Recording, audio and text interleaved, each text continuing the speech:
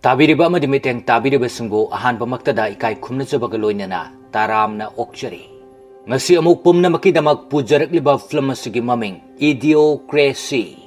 Hairiba film asi 1st September 2006 da release tawkiba comedy amasung science fiction da based tawba film amani. Film asi horakpada army base ama ulai. Army officer kharana experiment amagi matangda khanarami. Army singadugi makok chingliba officer aduna atai officer sing aduda hairei. Aikhoigi army base asida yamna faba pilot sing amasung lanmi sing yauri. Adubo makhoigi heisingba amasung mapangal maruk sing amata sizinadana leire. Maramdi aikhoigi leifam amadi base asida ngasi fawba langi manil amata phangtabana. Masina maram oraga aikhoina experiment ama semle. Hairiba experiment asigi matengdagi yamna faba pilot sing amasung lanmi sing asi tumhanduna thamkhraga makhoigi masil oirakpada makhoibu lawthoktuna base asigi amasung leibak asigi seba mai pakna taunanaba masina trapadi afaba pilot sing amasung lanmi sing asi makhoigi chahi asum yam silakpana thabak tawbagi matam loikibana halakani aikhoina semliba experiment asi sleeping chamber kawi masida tumhanduna thamkiba misagadu chahi kayagi matungda lawthoklabasu hana mahakna chamber asida changbada leikiba adumna ahongba amata leitana leiramgani experiment asida problem ama leire madudi aikhoina experiment asi miyoibada hana amukta tawkhidre maram asina experiment asi changyeng taunanabagidamak miyoi ani pami makhoina experiment adugidamakta makhoigi department adudagi miyoi ama fanglami mahaki maming joy kawi mahak asi department asida khwaidagi sonba misak amani mahakini haibada malem asida kana amata leitre atopa joyga pun experiment tawgadoriba adu nupini mamingna Rita kawi Rita asi utpa tawba yamna haibini maram asina officer sing aduna makhoi ani experiment asida kudong thiba yawkhrabasu kana amatana kadisu hairak loi haina khalamlibani makhoina experiment adu taunana ba haiduna chamber adugi manakta puraklami aduga chamber aduda tongan hiplami Rita di experiment adugi khanbada kirami maram asidagi joyna Rita da harei kari suki gano kari amata toroi experiment asi sasing da hana mai pakna tawkrabani asumna haiduna makhoi anima sleeping chamber aduda haptuna thamki nimit kharani gi matungda experiment asigi mapu adu police na draki case ta phaki amasung experiment tawfam aduda government na order tawduna JCB na thugai halami matamasida joy amasung Rita chamber manungda tumduna lei mayamna makhoi ani lei haiba adu kari amata khanglamde asumna matam khara haukibana matam adugi miyoi bisingi wakalsu nongma ki asum sontharami matam kaya haukraba matungda sok lising ani chawnga mangagi matam ulai matam asigi miyoi singasi yamna thaksi khasi khangdaba amasung suram chalam khangdaba oirami mathangi senda joy amasung Rita gi chamber adu ulai chamber ani adu amot akai hundok phamda paikhatuna lerami truck amana amot akai puraktuna haithaba matamda chamber ani adu ningkhairaktuna ontharaklami joy gi chamber adu yum amagi manungda tasilami aduga masa mathanta chamber adu hangdoraklami aduga joy haugatuna thoglai joy koina tumlubana maram oiraga masa adu hainaramde amasung yamna choktharami mamangda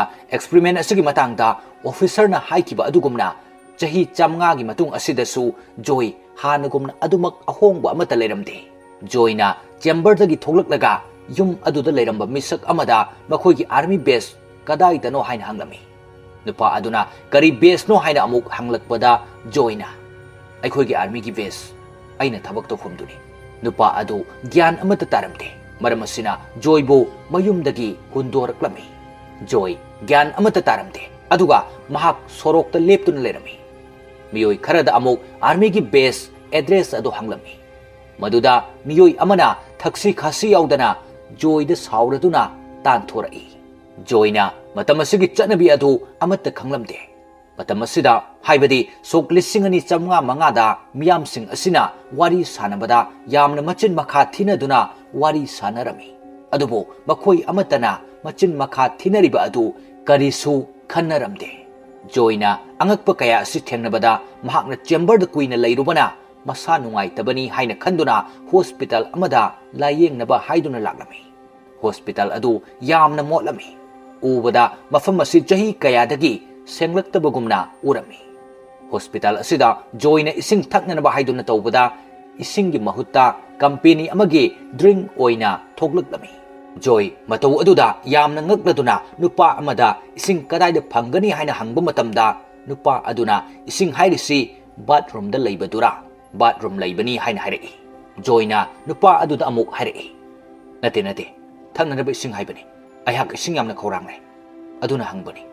Joy gi wa si taraka nupa adu joy da noksillamlaga mafam adudagi leithoktuna chatki. Joyna doctor gi manakta changlatuna doctor da mahaki heart checkup tawhalami. Mafam asida joyna newspaper ama lokatuna yengbada March 3 2505 haina date iramba adu thengdarami. Joyna date adu ubadagi khanglai. Madudi mahak 2005 dagi 2505 asida lakle haiba. Joyna thongnau amadagi thoglakbada mahaki jingnaba adu koklami. Maramdi awonba kaya lairamba aduda. Tanja asida doctor aduna joy gi makhutta tetu amata yeklamdaba adu oraga yamna kina laurami. Amasung emergency alarm khongduna police kaurami. Maramdi matam asida lairiba miyoi pumnamaki makhutta tetu amamam yawba si tangai faramdi. Tetu aduda makhoigi details pumnamak khangba ngamlami. ID card amagumna. Police laktuna joy bu phaduna purami. Aduga machine amagi manakta puraktuna joy gi makhut adu machine asigi manungda hapchilu haina hairami. Maramdi machine asina mahaki details sing adu semna ba haiduna. Joyna makhut adu machine da hapchinbada number ama urami. Number adu mahakira haina joy da hanglakbada joyna not sure haina paukhum pirami. Maduda machine asina joy gi maming not sure kawi haina khanduna joy gi makhuta not sure haina thaduna tetu ama yeklaklami. Mathang senda joy bu mafam amada purami. Mafam asida makhoina joy gi IQ test haibadi joy gi brain asi kayam phabano haina test tawnana ba purakhibani. Test asida matam asigi khwaidagi aruba wahang ama hanglai. Nangi gallon amada bucket ani yauri. Aduga atopa gallon amada bucket mari yauri. Adudi hayo. Nangi gallon aduda bucket kaya sui. Wahang asi joy ni yamna laina bucket ani sui haina paukhum chumna pirami. Joy bu test tawrba matungda jail da thamnana ba haiduna purami. Joyna police sing adu apangba siram laga nan thorakhi. Nakalamadana Rita su chamber adudagi tholaktuna mafam amada ulai. Rita na mafam asidasu hanagumna mi singbu apangba siduna paisa huralami. Asomdana joyna police dagi nan thoraktuna chelaklaga mahaki chamber tasilakiba yum aduda lakami. Joyna yum aduda leiramba nupa aduda hanglai. Aina mafam asida lakpada time travel machine chemba mafam amurami. Hariba mafam adu kadaidano. Nupa aduna kumlai. Hoi, ay mafam adu khangi. Joyna mafam adu ay ngonda amuk tataw. Asumna hairi. Maduda nupa aduna amuk kumlai. Mafam adu ay na ngonda taklaga ay kari fangari. Joyna nupa aduda amuk hairi. Ay na igi matam maduda chalaga ay gi account dagi nangi paisa mayam ama tharke. Nahak paisa mayam paiba misak amu oina na ba. Wahay asita bada apangbu nupa adu thajarami. Maram asidagi time machine laifam aduda lakba haurami. Makoina sum lakbada lambida joyna Rita su thengnarami. Maram asidagi Rita su punna makoiga chatminarami. Makoina lakbada joy gi makut adu scan tawbadagi police na amuk joy bu puduna laklami. Joy bu puduna lakliba si jail da oiramde. Madudi White House ta purakpu oirami. Joy bu mafam aduda puraktuna joy da harai. Nahak asi malem da leiriba khuding maktagi IQ khwaidagi wangba misak amani. Nahak na IQ test ta khumlamba paukhum adugi wahang ado. Malem gi khwaidagi arubu wahang amani. Paukhum asi tabadagi mafam adugi president su laktuna yamna harauna miyam da hairami. Haujikti aikhoi karisu waningai oidre. Maramdi malem gi khwaidagi makok leiba misak ado aikhoi gi inakta leire. Maram asina mahaki matengdagi mana masing marang kaina putoklagani. Aikhoina matang asidagi khangi. Madudi matam asida mana masingi yamna wanaba matam ama oirammi haiba. Makoina joybo lobuk amada mana masing adu yenghanna ba haiduna puraklami.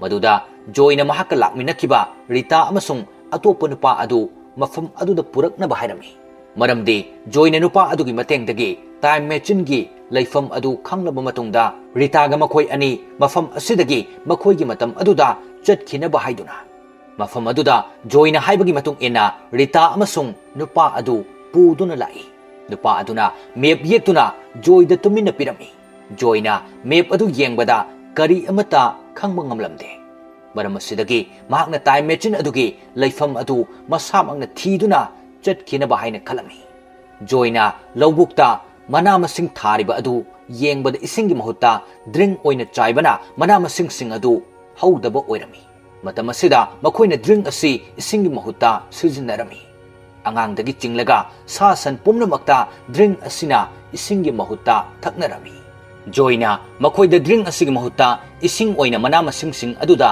chainana bahaibada makoi sing adu yamna ngaklami joina harai nakoina drink asi chaibana mana masing sing asi amata haudribani maramasina ising chaiduna amukti yengu joigi wa asi tabada makoi amatana thajaramde maramasina joigi wa asi yaramde joina upai leitraduna asumna amuk harai aina atopa mana masing singa wari sabada makoina ising pami harai madu natrabadi makoi hauroi haina so harai aroibada wahi asi makoina thajaduna drink adugi mahutta ising chaiduna mana masing sing adu tharami adubo matam kuina leiraba matungdasu mana masing sing amata haurakpagi mami uba phanglamde joigi wa adu aranba tarami maramassidagi drink company adu isingna mahut sinkibadagi yamna amang ata su thoklami aduga company aduda thabak tawbasing adusu paisa phangdabadagi yamna saunarami pumnamak si joida taisinarami mayamna joibu phaduna chairak pinana bahairami maramassidagi joibu mara leire haiduna farsi tawduna mayam pumnamaki mamangda live tawduna hatpagi order tawraklami nakal amadana Rita ga nupa aduga gari da chatpada lobuk aduda manama sing adu mayol chonglaktuna haurakbu urami madu uraga makoina joy farsi tawfam aduda yamna thuna laklami aduga manama sing adu haure haina hairami adubu kana amatana thajaramde maramasina Rita na mafam asidagi cameraman ama lobuk aduda puduna video loduna miyam pumnamakta live yenghalami maramassidagi mayamna haraunarami joigi matengdagi mana masing sing asi haurakpani haina joigi maral adu koktuna joibo thadoklami joina Rita da harai aikhoi time machine da chatuna aikhoi gi matam adu da hankrase Rita na khumlai aidi matam adu da halaroi mafam asidana hena nungai mathangi senda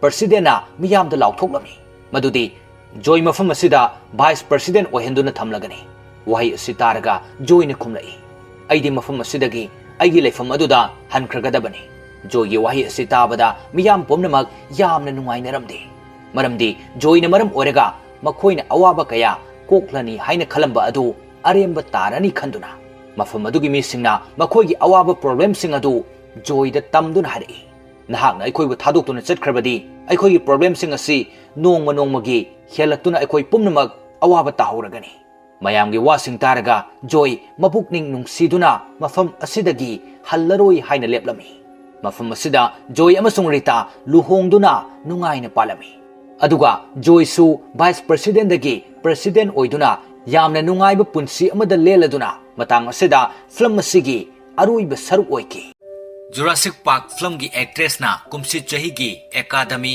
Best Supporting Actress Award phangkhre kuirabagi mamangda takiba wahini kainabu tokpa pokpa hunade wahi asi laibak ayambadasu sijinai saknairabi actress Darn gi maramda wari sanarakpada amadi mahaki maramda critics singna nainarakpa matamda Darn gi laibak amadi mahaki career de mamagi siyom nungda naupuri ngaidagi hauna semkhrabani haina hainari wafam asi soidana taba matamda angakpa phawpigani thoidokna ngakpigano Darn actress director amadi producer ama oinasu singthanariba asi atai kana sunate Hollywood world maming leirabi film actor Diane Lade amadi Bruce Dern anigi machanupi Lore Elizabeth Dern kumja lising amaga chamapan humpu taret ki February 10 da Los Angeles California da poki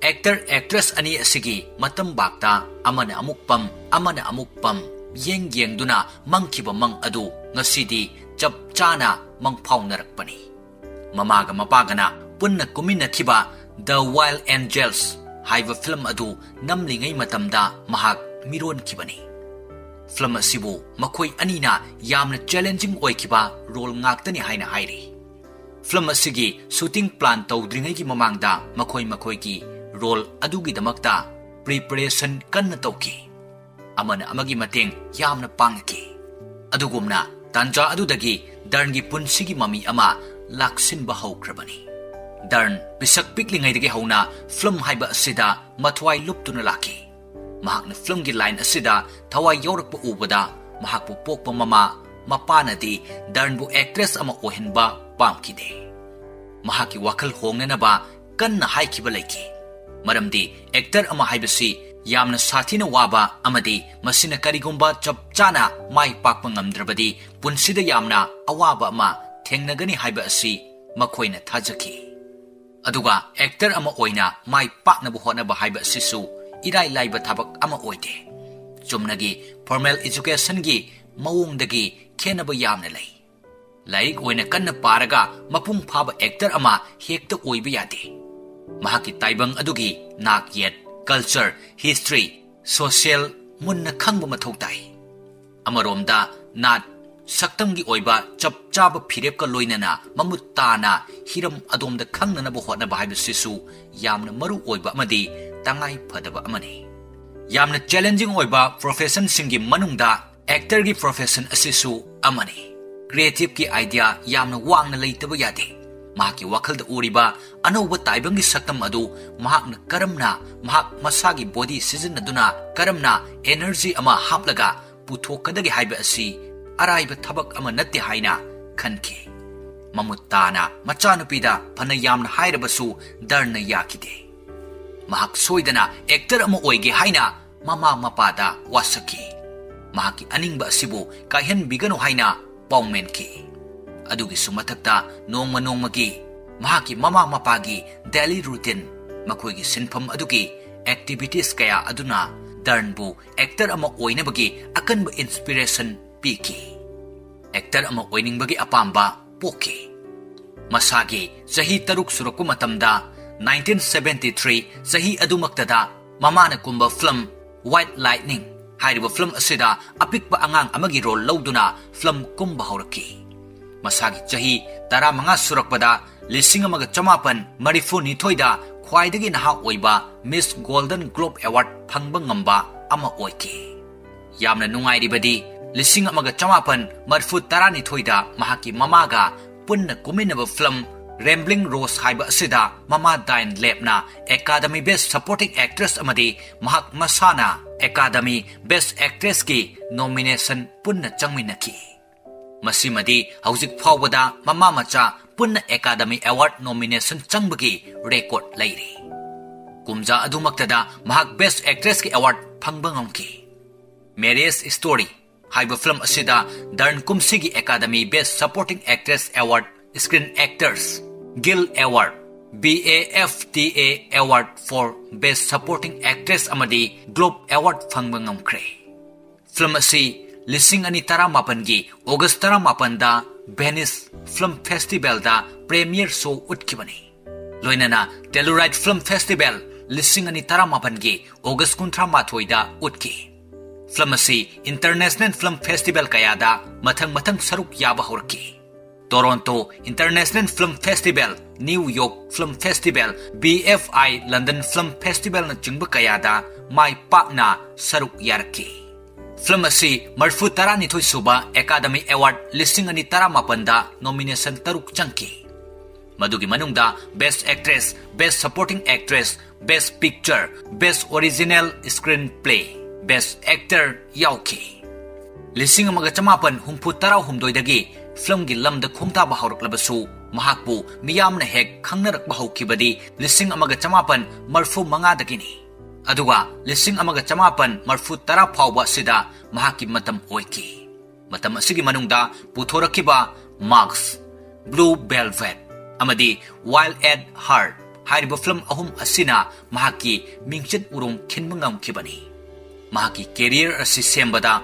mapung oina responsibility lauduna direction pirakhiba director de David Lyons hariba asini David Lyons amadi darn ani asi yamna chusinaba director amadi actress ni haina ki mai paklaba Elizabeth Darn hauzik masagi chahi phana yamle adubo mahaki wakhaldi inau tanau tuna leiri karamna miyamgi pukningbu pelan ngamgadagi amadi mahaki atopa masak ama utpa ngamgadagi haiba asomda yamna kanna pukning luptuna leiri